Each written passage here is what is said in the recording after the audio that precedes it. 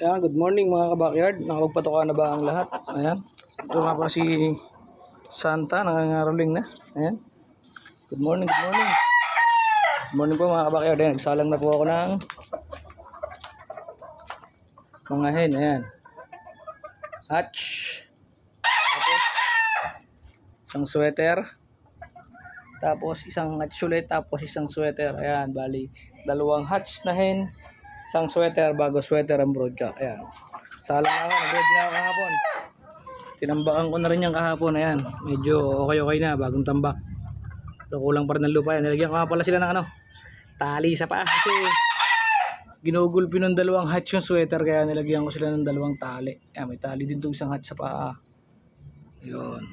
Para hindi na masyado mabugbog yung sweater, kakawa naman. Ayan. Tama, meron tayong pang national. Sana maabot ng national to.